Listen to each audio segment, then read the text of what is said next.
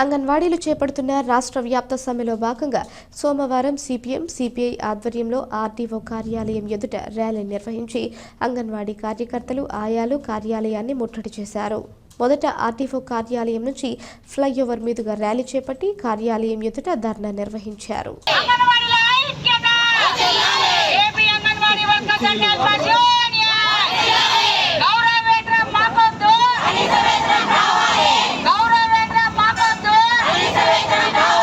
ఈరోజు ఈ రాష్ట్ర ప్రభుత్వం ఇంతమంది మహిళలు రోడ్డుకి ఎక్కినారని ఆలోచించకుండా గత 30 ఏళ్ళుగా గాను గత 24 ఏళ్ళుగా గాను అనేక మంది మేము అంగన్వాడీలము గ్రామంలో ఉండే పేద ప్రజలకు, గర్భిణీలకు, బాలింతలకు, చిన్నబిడ్డలకు, కిషోర్ బాలికలకు అనేక మందికి మేము సేవ చేస్తూ ఉంటే గుర్తించేందుకు పోగా ఈరోజు దౌర్జన్యంగాను దుర్మార్గంగా గాను మహిళా సిబ్బందితోనూ సచివాలయ సిబ్బందితోనూ అనేక మంది అనధికారులు దుర్మార్గంగా మా సెంటర్లు బీగాలు పగలగొట్టి దౌర్జన్యంగా తీస్తున్నారు. ఈ రాష్ట్ర ప్రభుత్వం సచివాలయ సిబ్బందికి ఏం నేర్పిస్తుంది? దొంగతనం నేర్పిస్తుంది. ఇదేనా సందేశం?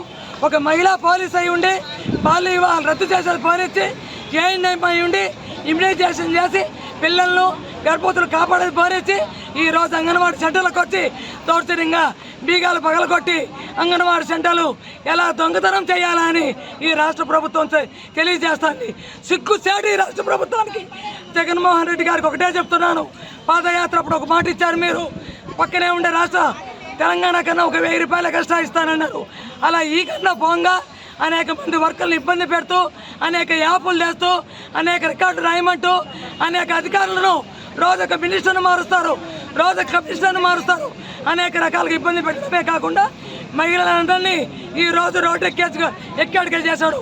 గత ప్రభుత్వంలో ఇదే విధంగా అంగన్వాడీలు రోడ్డు ఎక్కించిన ప్రభుత్వాలను నామరూపాలు లేకుండా చేశాం. ఆ గతిని నీకు పుట్టకూడదు జగన్మోహన్ రెడ్డి సీఎం గారు.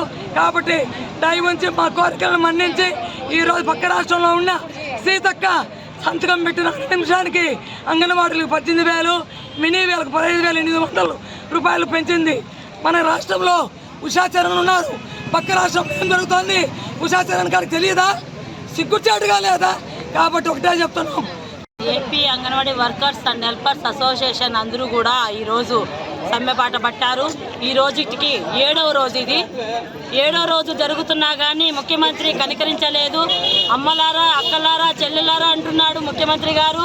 మా విన్నపం ఒక్కటే అంటున్నాం మేము, మాకు ఉద్యోగస్తులందరికీ కూడా ప్రభుత్వ ఉద్యోగులుగా గుర్తించాలని, కనీస వేతనం 26,000 రూపాయలు ఇవ్వాలని ఒక సుప్రీంకోర్టు అత్యున్నత న్యాయస్థానము సుప్రీంకోర్టు తీర్పు ఇచ్చింది. ఎందుకు ఇచ్చింది ఆ తీర్పు? ఎందుకు ఇచ్చింది? మా కార్మికులను గుర్తించి మమ్మల్ని గవర్నమెంట్ ఉద్యోగులుగా గుర్తించాలా, కనీస వేతనం ఇప్పుడు ఉండే ధరలకు అనుగుణంగా 26,000 రూపాయలు ఇవ్వాలని సుప్రీంకోర్టు తీర్పిస్తే దాన్ని కూడా మీరు పక్కన పెట్టడం ఇది సముచితం కాదు. కేంద్ర రాష్ట్ర ప్రభుత్వాలు ఏం చేస్తున్నారు? ఆ సుప్రీంకోర్టుని ఇంప్లిమెంట్ చేయండి. మాకు సుప్రీంకోర్టు ఇంప్లిమెంట్ చేసేంత వరకు కొనసాగిస్తాం మేము.